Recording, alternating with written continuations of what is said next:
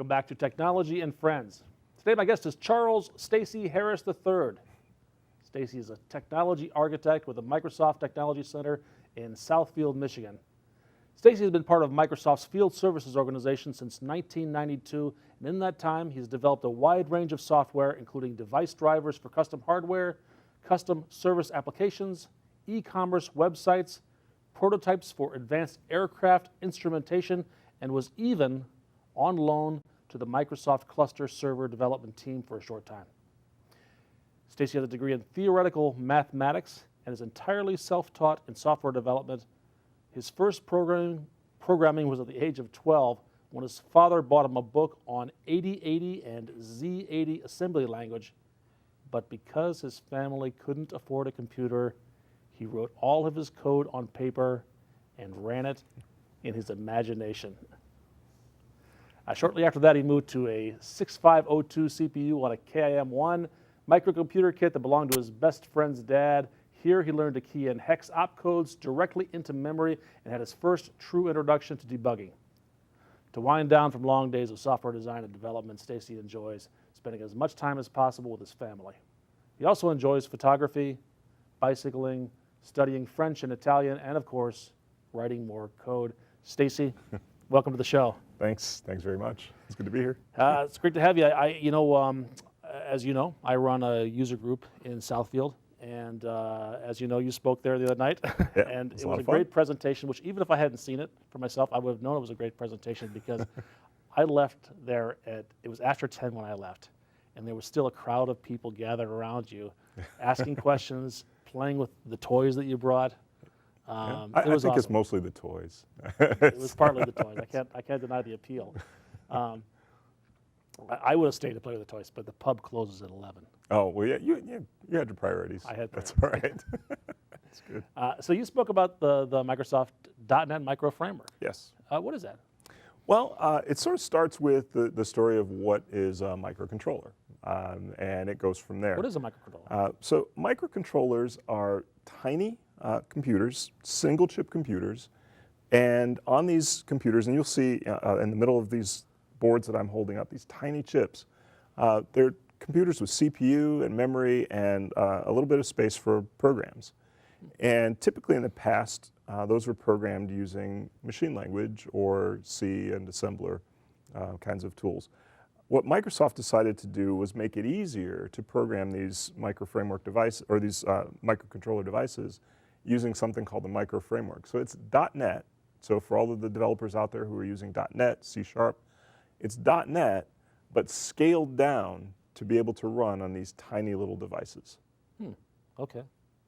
So you've got a framework, Microsoft produced a framework, a version of .NET basically. Yes. That runs in small memory spaces on small, is there a hard drive in there? Is it just all in memory? There's no hard drive, it's all in memory. So everything runs in memory. Once you program the chip, the program stays there. And if you need to add things like storage, you can do that. So for example, this is a very bare bones microcontroller. And this one, you'll see on the side these little black bars. These are what's called general purpose I/O pins. So you can add in additional electronics. And so for example, on this board, some of those additional electronics are pre-built. An Ethernet port and a micro SD slot. So here we have, for example, a 2 gig micro SD card that's right on the board. But you can add other devices as well to this. So pretty much anything you can dream of controlling, you can control with the micro framework. Okay, we'll talk a few minutes about what actually you can control with those. But as a developer, how do I get started? What do I need? I need one of these little computers. So you need one of these little computers, and there are a lot of different manufacturers of these. GHI Electronics makes this one. Secret Labs makes this one called the NetDuino. And it's a small investment in hardware. The investment in this one is about, I'd say $35 or so. Okay. If you want the boards that have Ethernet and micro SD, then you're talking about $55 to $60, somewhere around there. Okay. But it's still a fairly modest investment. It's cheaper than my computer. It's cheaper. And what's interesting too is that the processors that are running on these are running at higher clock rates and are actually more powerful than desktop computers were just a few years ago. Wow. So you're getting a lot of power out of these little devices. So that's the hardware investment. That's the main investment. The rest of it, you can use Visual Studio Express, which is a free download from Microsoft. Okay. So Visual C#. There are some folks working on Visual Basic versions of this as well. But mostly it's C# today. And there's a small SDK. So from Microsoft, you get the general .NET SDK. And then from the board manufacturer, you get their little add-in to add whatever proprietary pieces they add to the board. Okay, so if I just have Windows, then I need to download a development environment like Visual Studio Express, Yep. which is free. Yep. And then I need to download this SDK separately, Yep. which is free. Yep, it's free and But- it's fairly small. Okay, but I already have Visual Studio on my laptop, so then I just need to download the SDK. Or Just the SDK. is that included in Visual Studio 2010? It's not included in 2010, so it's like a lot of our other SDKs. It is an add-on. So if you are already running Visual Studio, you're a professional developer, then you can just download the SDK. And one more thing about that micro framework is the micro framework is actually open source. So if you want to tweak it and change it and modify it, it's Apache 2 license, so you can just download it, you can change it. We even have community members contributing back to that source. So some folks figured out, for example, how to do some NetBIOS work instead of just the standard TCP and so on, and added that back in and sent that back. And so, we take that, we look at that and decide, is this code we want to include in the main distribution? It seems to be a trend at Microsoft the last few years that they're open sourcing or at least making things more available Oh yeah, to absolutely. the community. Absolutely, yeah. It's a lot more accessible than it was in the past. Tell me about the developer experience. So I want to write some software that's going to control these microcontrollers. Right. I've got Visual Studio or Visual Studio Express open. Is it file new and then there's a template for that, or what? Exactly. So just like other experiences within Visual Studio, file new, and then you go into the micro framework section, and we can actually see that if you want to see that on the screen here. Let's show. Yeah, let's switch over to the laptop right now. Sure, we'll take a quick look at that. And So file new, can we see the laptop on camera? All right, great. Go ahead. and once you do file new project, you see in the project templates area we have micro framework, and micro framework has all kinds of applications. So you'll see, for example, GHI has they have several different boards, and these are all. Can't see the laptop. Oh, can't see the laptop right now. Okay, Oh, Windows P. make sure it's there. How about now? Okay, now? You have the laptop? Okay, so we do have a laptop now. All right, great. Yeah, otherwise we have to hold it up to the camera. Or and compile it in our imagination. Yeah, yeah, well, that's the whole idea, right? So you see the different project templates by board manufacturer. So you'll see the GHI boards, the Fez is one of GHI's boards, and all the way down to these others, NetDuino. And there's even an emulator. So if you don't actually have the device yet, but you want to try some things and just play around, then there's a device emulator, and you can actually extend that emulator if you want to add things to it. Okay. But yeah, right away you can sort of get started with that. Okay, and you've got a sample that you've written. Sure. Let's start. I know you have a simple one and a complicated one. Let's start with a simple one. Yeah, so a simple one, and this actually is, if you're using the GHI boards like this Fez Panda, you can actually do File New Project, and the default project actually just contains some running code. So if you look through the code, a lot of it is going to be familiar to a .NET developer. The one statement in here I would say that's probably unfamiliar to a .NET developer is this output port statement. And what this is doing, this is actually connecting the software that's running on the board to one of these digital input-output or digital I/O pins. In this particular case, there's one that's on the board that's pre-wired with a tiny LED. And so this program, if you look at this, it's saying, okay, I'm going to connect up to that LED and then start a little loop. Now, the nice thing about these is that your software is the only software running on the board. Okay. So you can actually do an infinite loop and you're not hurting anyone. I see. So I go into this loop, and every half second, I change the state of the LED by writing a Boolean value to it, to the port. So I'm writing to that port, a true or a false, and that turns that LED on or off. Okay. And so with just a couple of lines of code, I can now have a little blinking light. It's not very sophisticated, but it's software controlling hardware. Sure. And for the .NET developer, you've had to learn one extra statement, and now you're doing it. And I didn't have to learn assembly language. You did not have to learn which is assembly a big language. plus for me. Yep, yep. I And the resigned myself to never learning it. well, assembly language is kind of fun. You know, it's a good Well, weekend I project didn't say for it you. wasn't fun. The other nice thing about this, though, is because it's Visual Studio, you can actually debug the device. So the devices are connected via USB port, and you can run through and debug your code just by single stepping in the debugger, Okay. just like you would do in any other Visual Studio project. All right. I'll tell you what. Let's real quick. Let's show me the other code Sure. sample here. We won't step through it at all, but just to get an idea of what the code looks like in something more complex. What is this thing going to do? So this code actually uses what's called an ultrasonic rangefinder. And it's a little rangefinder called the ping rangefinder. And that ping rangefinder, you connect that up to the board, and it's fairly simple to do, even with my electronics skills, which are fairly minimal. You give it power, you connect it to one of those little pins, and then you can actually start reading distances that the board is detecting. So as something gets closer to this ping ultrasonic rangefinder, you measure that distance. What this code is actually going to do is just every once in a while look at that distance. So you see in the code this little ping, get distance, and getting distance in centimeters. If we get within a certain distance, then we sort of trigger a counter.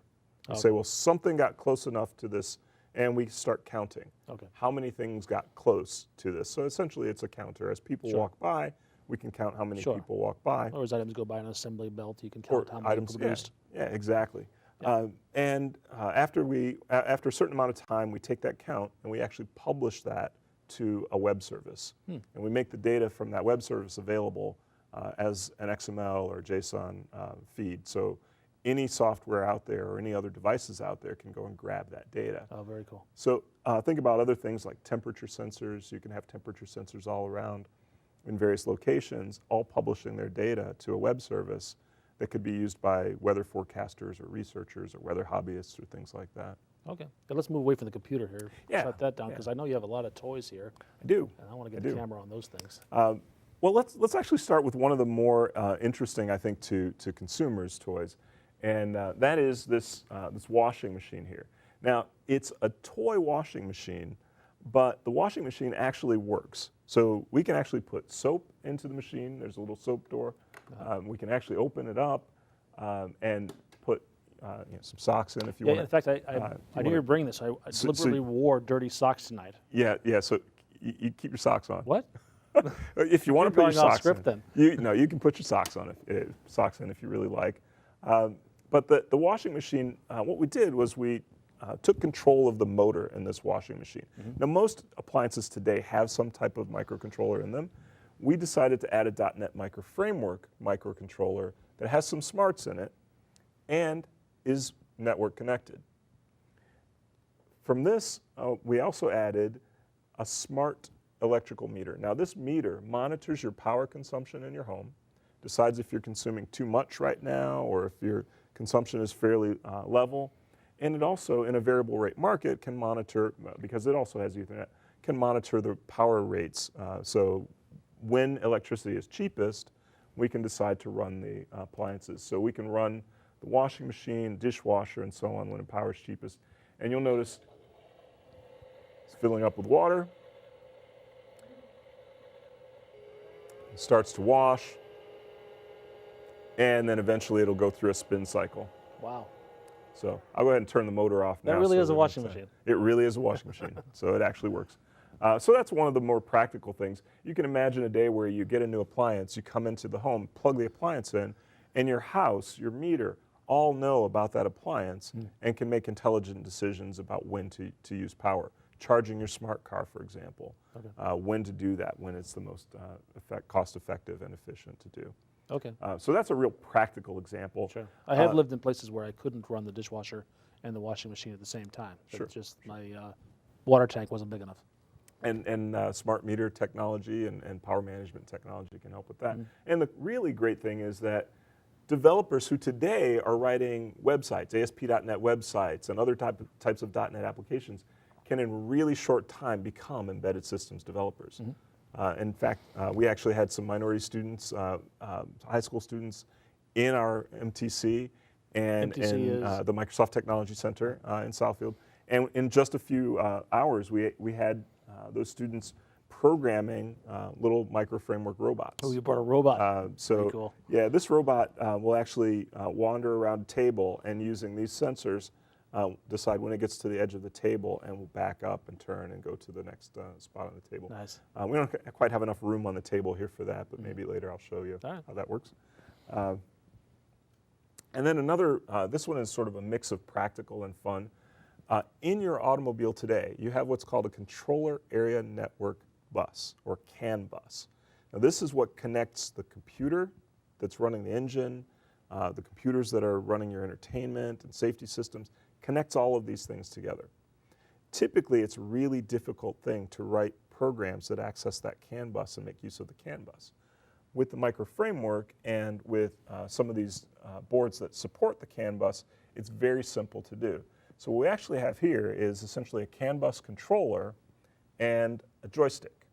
And from that joystick, we're able to control our little car here.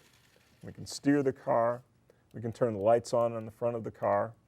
And if you move your hand into the front of that car, you get a little beep, and we actually measure the distance. And what's happening is that that car is using one of those rangefinders to determine that something is getting close to the front. So you can see how safety systems could kick in at that point and maybe slow the car down or warn the driver that you're getting very close to something. So a very simple thing. And then in the past, this type of access to the CanBus would have taken thousands of lines of code and a lot of knowledge of how those microcontrollers and things work. In this case, it's dozens of lines of code, and any .NET developer can do it. Are any of the automobile manufacturers using this technology in their cars?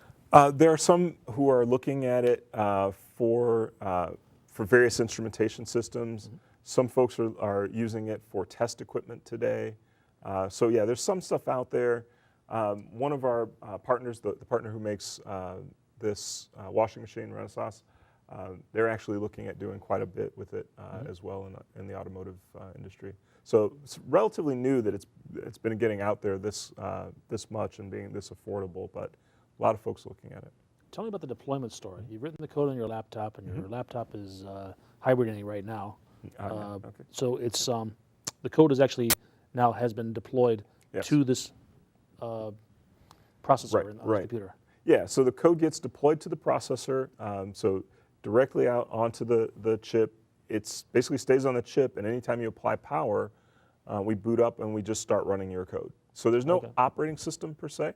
It's just your code that's running and the micro framework. So a tiny little executive that just. How do I, as a developer, get that code onto this chip? So for a developer from Visual Studio, you can just essentially hit a deploy button, and it goes out through USB onto the chip. Okay. You can also deploy over a serial port or through Ethernet on some of the boards. So pretty much any of the ways that you can connect up to the board, you can deploy to it. There's also, once the program is compiled, you can deploy it via another tool called Micro Framework Deploy tool. So even if you didn't have the compiler, once you have the compiled package, you can deploy it. Well, that's for distributing like an MSI file. If you wanted to give it to somebody else. You can give it to someone else, and without your source code, they can still deploy deploy your laptop to them as well. it. Exactly, exactly. So that's the typical deployment story for these. All right, let's look at some more toys. You got a bunch of them, right? Yeah. So some other things, and I sort of mentioned this one. Other things that are available, there are sensors. I'll show this. I think we were on computer when I mentioned some of these. So some simple things like this board that lets me plug in buttons and lights, and then some things like this little rangefinder, little ultrasonic rangefinder that you can plug in. Some of the boards, like I said, you can add Ethernet cards to them if they don't already have Ethernet, and then things like the robot where we added an SD card. So quite a few things like that, and I've got a whole box of toys sort of off camera there, including things like RFID cards, card readers. I was at Radio Shack one day and ran across in the drawer a little RFID card reader. It was fairly cheap. I ended up paying $8 for it. figured out how to wire that in, and now I've got something that can read RFID cards. So quite a few cool things like that. This reminds me a little bit of the Microsoft Robotics framework. Does it have any relationship at all to that? So it's a lot of people using this for robots.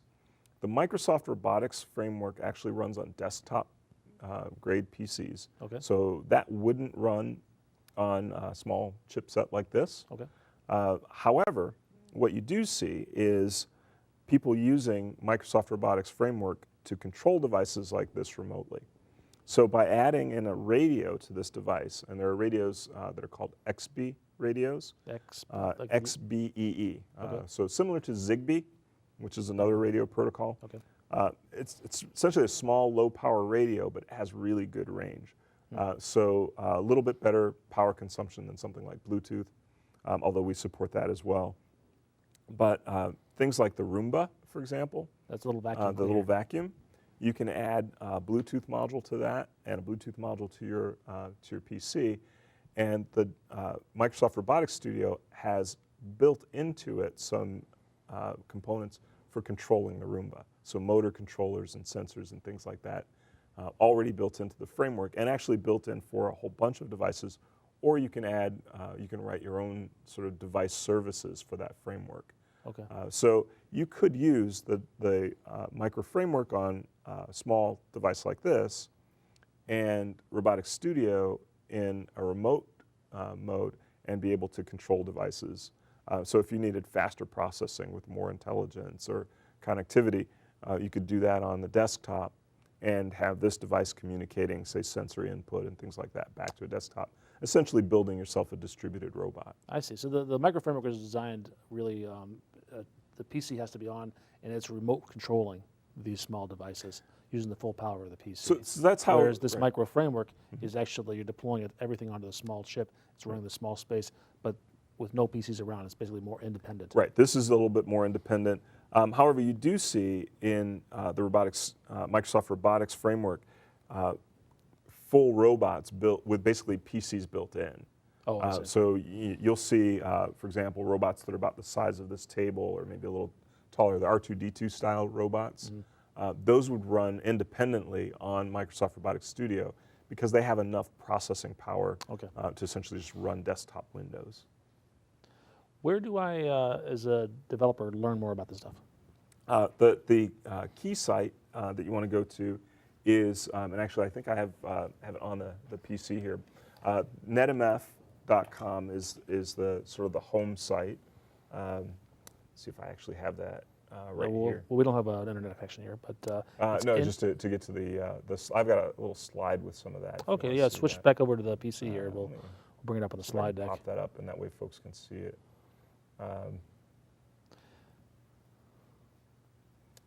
Let's see. Yeah, so I don't know if this is going to show up that well on the monitor, but we'll give it a shot. Windows P? Yeah, You're good. it should be there.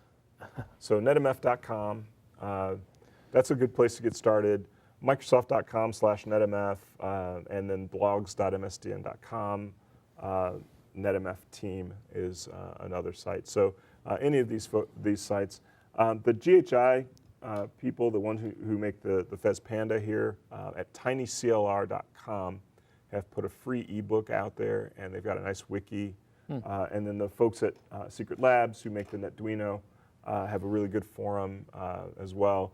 And lots of really interesting, I mean, you can ask any question on those forums and you get answers to it, even if it's just I have no idea what an LED is, or what kind of resistor should I use with this LED, or things like that that beginners are going to ask, and you can ask all of those out there and get answers to those. And then there's code sharing as well in all the communities.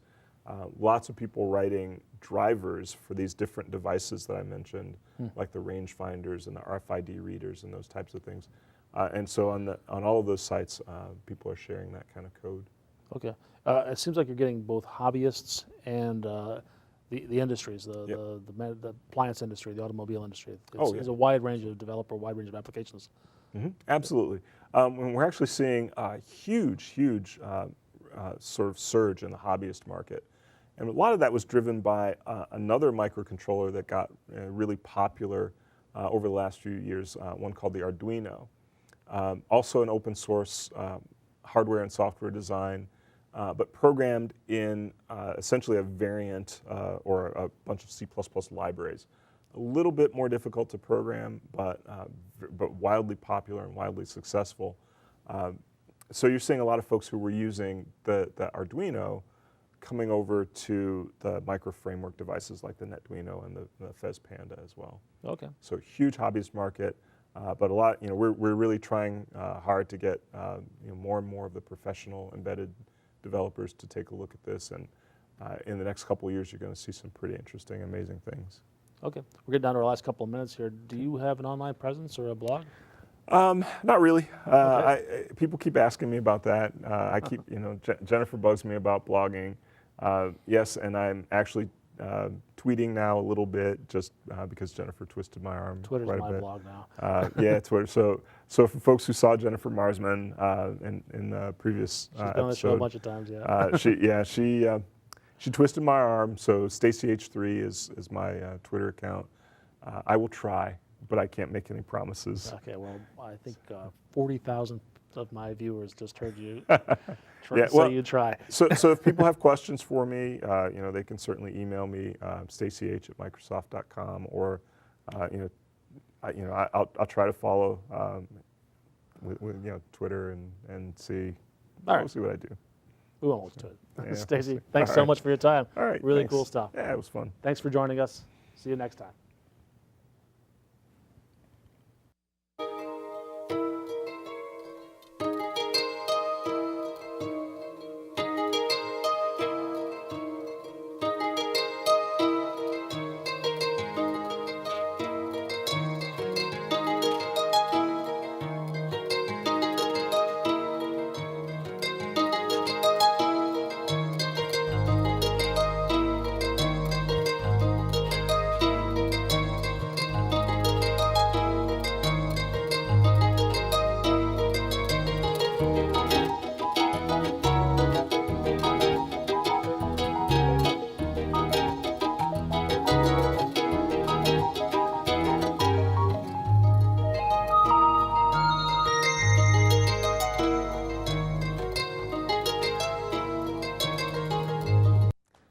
Tell your friends about this cool micro framework technology.